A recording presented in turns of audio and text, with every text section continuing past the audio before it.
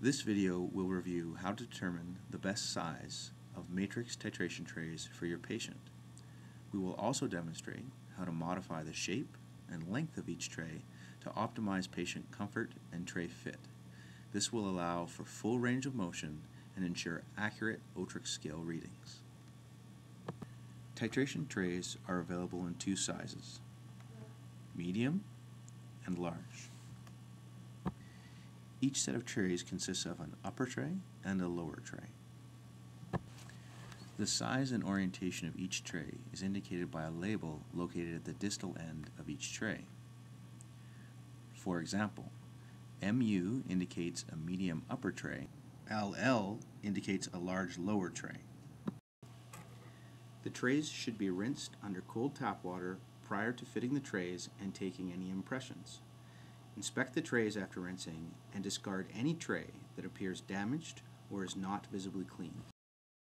Prior to taking impressions, the trays must be placed in the patient's mouth to determine the size of the tray that fits best and whether the tray will require trimming or adjustment in width. Always check the fit of the upper tray first. This is a large sized upper tray, and as you can see, the tray is too loose and the distal ends of the tray are pushing against the tissue in the back of the mouth. Now let's check the fit of the medium-sized upper tray. The medium tray is a better fit. The tray fits comfortably over the teeth. It's not too tight or too loose.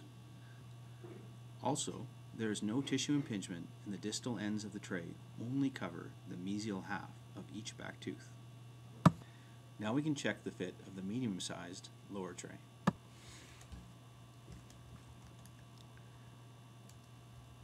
This tray fits well and does not impinge on the gums or any of the soft tissue in the mouth.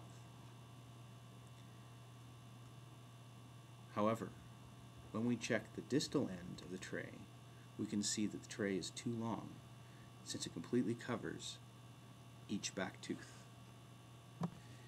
In situations like this, where the distal end of the tray extends beyond the mesial half of the patient's back tooth, trimming will be required prior to taking an impression.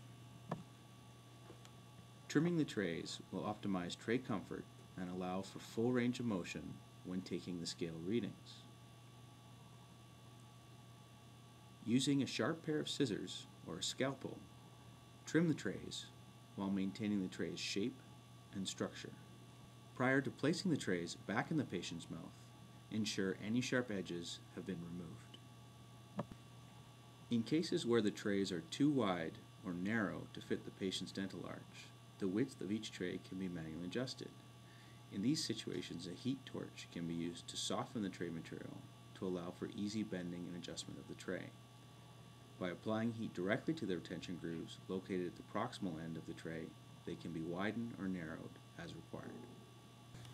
Once your tray adjustments are complete, it is important to confirm the fit and comfort of the tray before taking impressions. Place the tray back in the patient's mouth and assess tray fit and positioning.